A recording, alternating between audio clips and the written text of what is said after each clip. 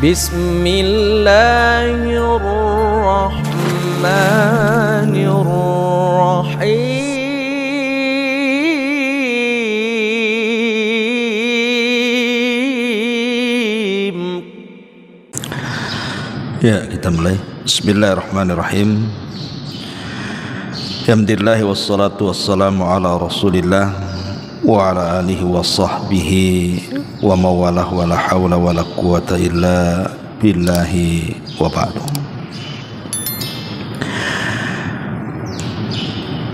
Taib, ikhwatu fillah, kita lanjutkan kajian kita, masih membahas kitab Arba'in Nawawi.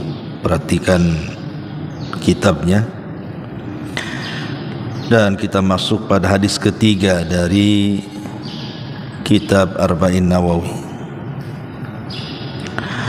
Kita baca hadisnya, baru kita jelaskan.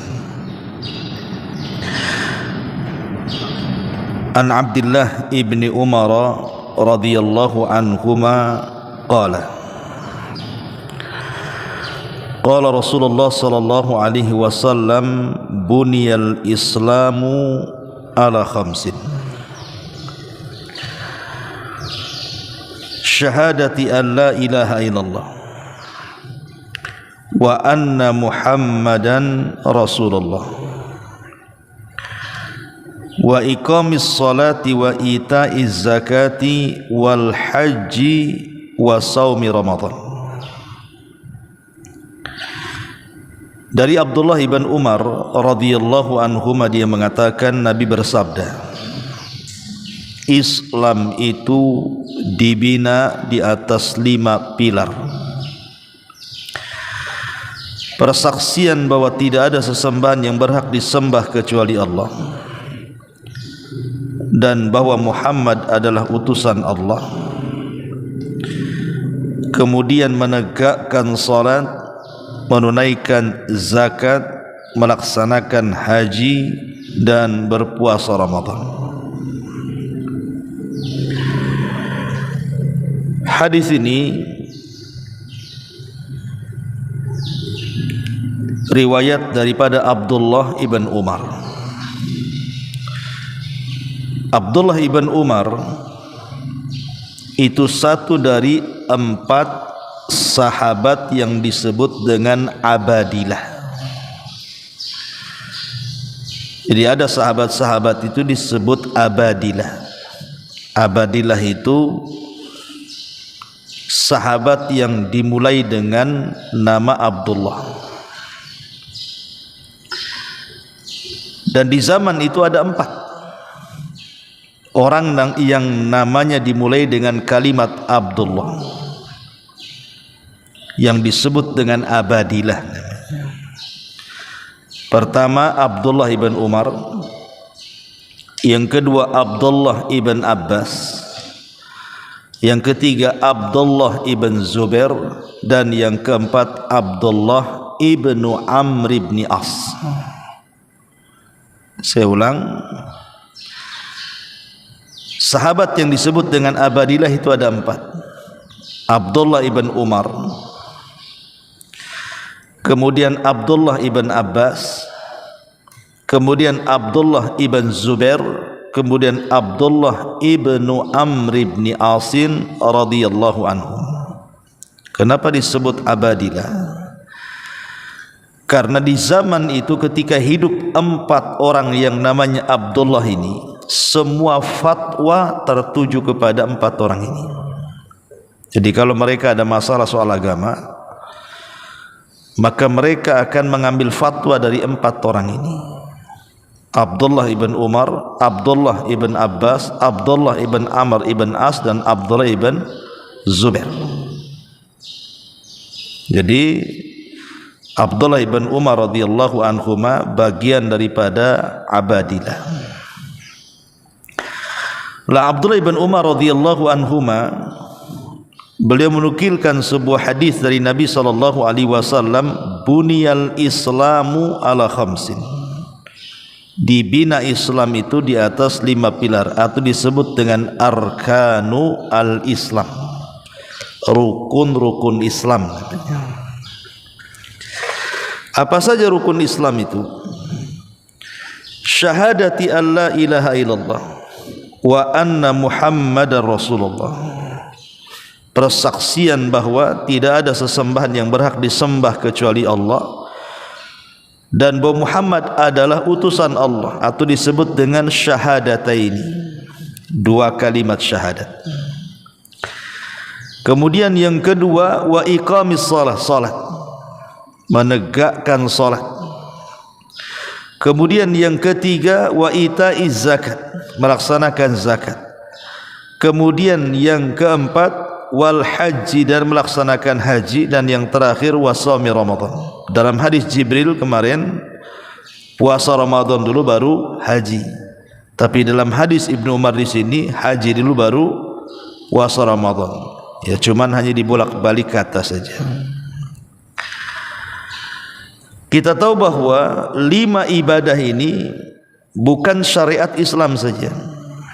Jadi rukun Islam itu bukan hanya berlaku kepada umat Islam saja, tidak. Tapi 5-5-nya juga berlaku kepada seluruh para nabi dan rasul. Mana dalilnya? Dalilnya pertama tentang perkataan Isa bin Maryam. Ketika Isa dalam buayan masih kecil, si bayi. Ketika itu Isa ingin menjelaskan bahwa ibundanya tidak berzina. Maka dibuktikan dengan mukjizat Isa bisa bicara dalam buayan ibunya.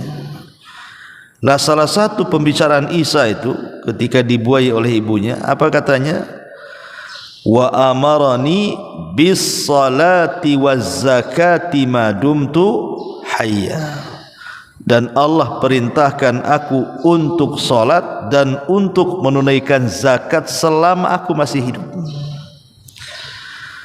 Berarti syariat salat dan zakat itu sudah ada di zaman Nabi Isa.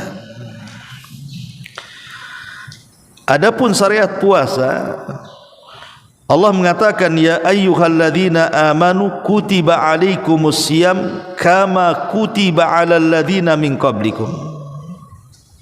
Wahai orang-orang yang beriman, diwajibkan kepada kalian puasa sebagaimana umat dulu para nabi juga diwajibkan kepada mereka puasa. Artinya puasa itu bukan syariat kita saja, para nabi juga disyariatkan berpuasa. Adapun haji ma'ruf, karena yang pertama kali melaksanakan haji siapa? Rasul, bukan Ibrahim. Ibrahimlah yang pertama kali melaksanakan haji, kemudian diikuti oleh nabi-nabi setelahnya sampai kepada Nabi kita Muhammad sallallahu alaihi wasallam. Jadi semua syariat Islam ataupun rukun-rukun Islam ini bukan hanya ibadah umat Islam, tidak, tapi juga para nabi sebelumnya juga mereka salat, mereka puasa, mereka zakat, mereka haji, dan mereka juga mentauhidkan Allah Azza wa Jalla. Makanya ada hadis Nabi sallallahu alaihi wasallam, al-anbiya ikhwatun li'illah, abuhum wahid. Kata Nabi sallallahu alaihi wasallam bahwa para nabi itu saudara sebapa. Bapa mereka satu, tapi ibu mereka yang berbeda. Bapa mereka satu dari Ibrahim alaihi salatu wassalam, tapi ibu-ibu mereka berbeda. Makanya syariatnya juga sama, tetapi maksudnya kesamaan ini hanya penyebutan saja. Mereka solat, kita solat, boleh jadi solatnya berbeda. Kita puasa, mereka puasa, boleh jadi puasanya berbeda. Seperti umpamanya kita sahur, mereka tak sahur. Seperti Rasul mengatakan, al-faslu baina siyamina wa siyami ahlil kitab akalatas sahur. Perbedaan puasa kita dengan ahli kitab dimakan sahur. Ya. Jadi setiap nabi itu punya syariat masing-masing dan manhaj masing-masing. Tapi tujuannya satu, apa? Mentauhidkan Allah Subhanahu wa taala. Ini faedah yang pertama. Faedah yang kedua dari hadis ini tentang orang yang meninggalkan salat. orang meninggalkan salat ini, apakah dia bisa kafir keluar dari Islam ataukah hanya fasik saja? Ada yang mengatakan bahwa kalau meninggalkan salat itu karena inad itu karena menentang, maka tidak syak lagi orang yang meninggalkannya kafir mukhrij minal Islam, keluar dari Islam. Kalau dia meninggalkan salat karena inad, karena menentang, bahkan sampai mengatakan tidak wajib, maka dia dikatakan kafir, keluar dari Islam. Yang jadi khilaf para ulama adalah ketika orang meninggalkan salat karena takasul, karena malas. Kalau meninggalkan salat karena menentang, jelas kafir, enggak ada khilaf ulama. Tapi yang menjadi khilaf ulama itu ketika meninggalkan salat dia malas. Sebagian para ulama mengatakan kafir, keluar dari Islam, dan itu kebanyakan pendapat ulama Najd seperti Syekh bin Baz, Syekh Utsaimin, orang-orang Saudi. Satu kali meninggalkan salat walaupun malas, kafir, keluar dari Islam. Ya. Tetapi ada juga yang mengatakan tidak, seperti Syekh Albani mengatakan tidak. Kalau dia masih meyakini kewajibannya, cuman dia meninggalkan salat karena malas, hanya fasik saja. Tetapi ada kesepakatan para ulama bahwa walaupun yang mengatakan orang yang meninggalkan salat itu tidak kafir alias fasik, tetapi yuqtal haddan, orang ini wajib dibunuh karena hukum hudud. Orang yang tidak salat dan dia hidup di negeri Islam, maka kewajiban pemerintah menangkap dia, kemudian menegakkan hukuman dengan cara apa? Yuqtal, dibunuh. Kenapa demikian? Karena orang yang meninggalkan salat itu dosanya lebih parah dibandingkan zina. Kalau zina saja, kalau dia sudah menikah dirajam sampai mati. Kalau dia belum menikah maka diasingkan setahun, kemudian didera atau dipukul 100 kali. Maka orang yang meninggalkan salat lebih besar dosanya dibandingkan orang berzina. Makanya para ulama mengatakan yuqtal haddan, dan itu menurut 3 imam madhab, Malik, Syafi'i, Ahmad. Yuqtal haddan, dibunuh karena sebuah had, hukuman hudud. Kecuali Abu Hanifah mengatakan dipenjara sampai dia bertobat. Kalau tidak dipenjara seumur hidup sampai mati. Ya.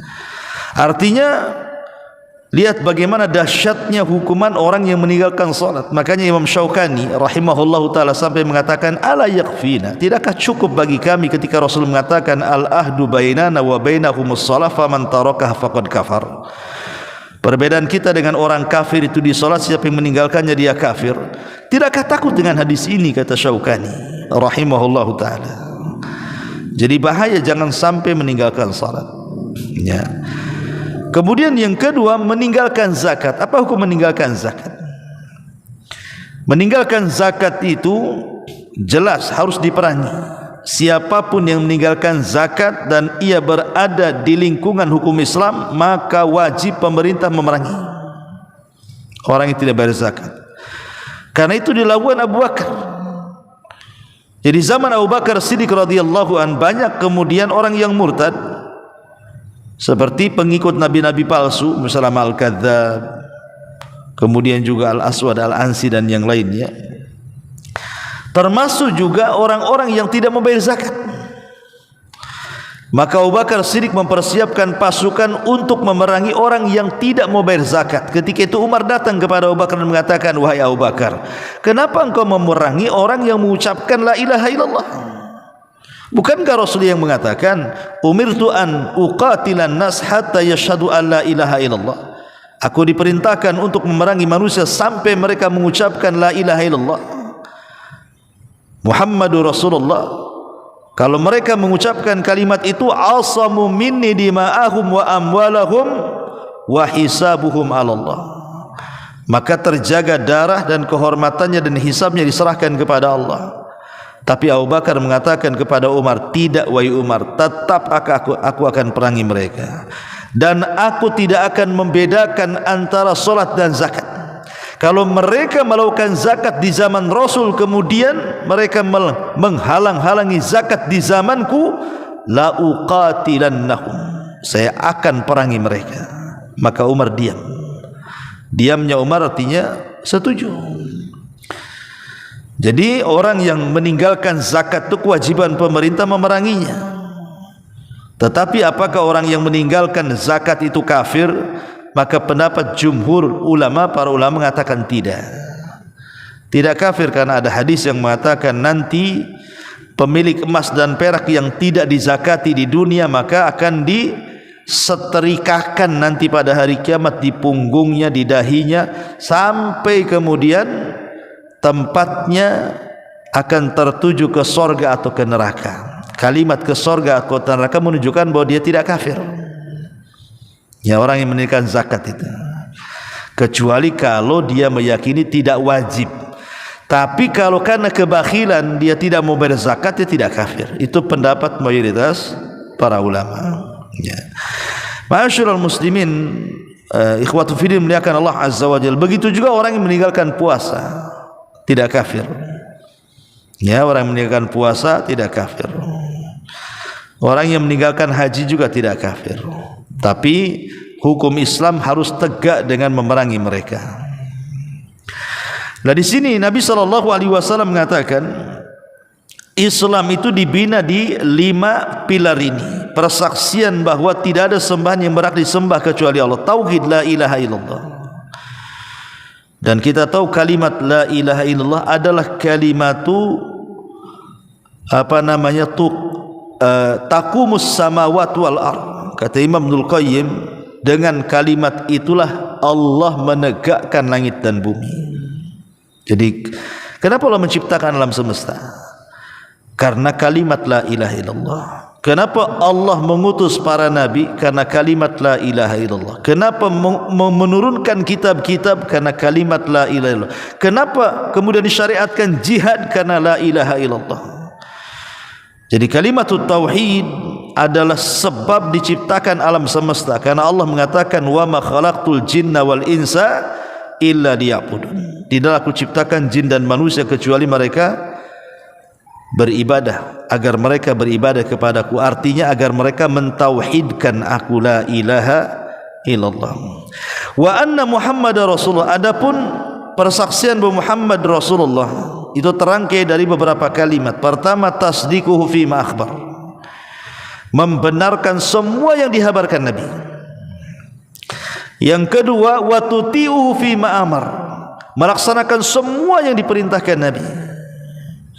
Kemudian yang ketiga, wajtinabu ma naha anhu wa jazar, meninggalkan semua yang dilarang Nabi.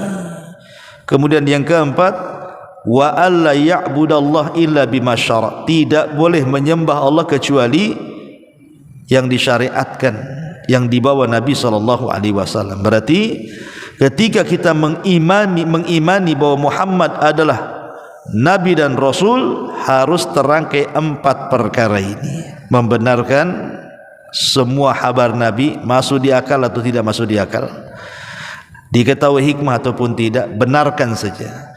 Yang kedua, semua perintahnya harus ditaati, sami'na wa ata'na. Begitu juga larangannya.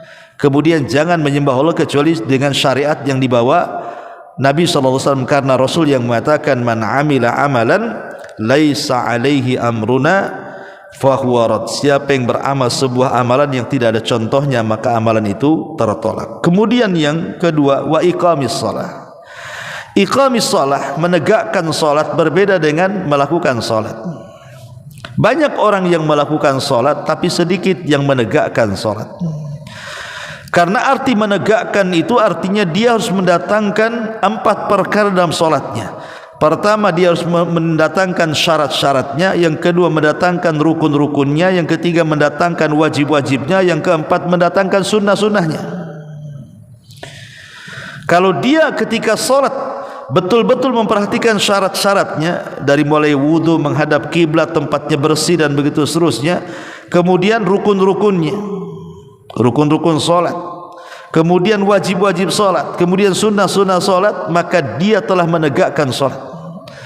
Tapi kalau dia tidak memperhatikan 4 perkara ini, dia hanya melakukan sholat tapi belum menegakkan sholat. Adapun kemudian yang ketiga, wa ita'iz zakat, melaksanakan zakat. Zakat ini kan macam-macam bentuknya. Ada zakat harta, ada zakat emas, ada zakat peternakan, ada zakat pertanian, dan semua sudah dijelaskan tentang nisab dan haulnya. Ada nisabnya. Ya, zakat ada nisabnya, kecuali yang tidak ada haulnya, itu zakat pertanian saja. Kalau zakat pertanian tidak nunggu setahun, tetapi nunggu panen. Jadi setiap panen keluarkan zakat. Ya, kalau panennya 3 bulan sekali, setiap 3 bulan sekali keluarkan zakat. Tapi khusus zakat peternakan, zakat harta, zakat emas dan begitu seterusnya, nunggu setahun baru dikeluarkan zakatnya. Ya, kalau harta dengan emas sama 2,5% ya. Tapi kalau peternakan sesuai dengan jumlahnya. Unta 5 ekor gitu ya. Kemudian sapi 30 ekor, kemudian kambing 40 ekor, baru dikeluarkan zakatnya. Ya. Kemudian juga wal haj, dan juga haji. Adapun haji ma'ruf ibadah yang menggabungkan ibadah harta dan badan. Karena rukun Islam itu ikhwatu fiddin, ada 3 rangkaian ibadah kan. Pertama ibadah badan, kedua ibadah harta, ketiga ibadah badan dan harta. Pertama ibadah badan, salat dan puasa. Yang kedua ibadah harta, zakat. Kemudian penggabungan harta dan badan, haji. Nah, gitu ya. Jadi rukun Islam itu terbagi menjadi 3, ibadah badan, ibadah harta, ibadah badan dan harta. Ibadah badan, puasa dan salat. Ibadah harta, zakat. Ibadah badan dan harta, haji. Itulah rukun Islam. Ya. Wa shaumi Ramadan, dan berpuasa Ramadan. Dan puasa Ramadan diwajibkan pada tahun kedua Hijriyah. Karena tahun pertama Hijriyah bukan puasa Ramadan yang disyariatkan kepada umat Islam, tapi puasa tanggal 10 bulan Muharram atau disebut dengan Ashura. Baru setelah itu ada pensyariatan puasa 1 bulan yang kemudian menghapus hukum wajib Ashura menjadi sunnah, dan umat Islam punya puasa sendiri, tidak harus mengekor kepada puasanya Yahudi, yaitu puasa Ramadan 1 bulan. Sehingga bulan Ramadan menjadi bulan istimewa bagi kaum muslimin, karena disitulah penyempurna rukun Islam wa shaumi Ramadan. Wallahu alam. Ini diantara hadis yang ketiga dari hadis Arba'in An-Nawawi. Tolong hafal dan setorkan bersama ustaz yang mengajar antum ya. Subhanakallahumma bihamdika asyhadu an la ilaha illa anta astaghfiruka wa atubu ilaik. Allahu ta'ala alam. Assalamualaikum warahmatullahi wabarakatuh.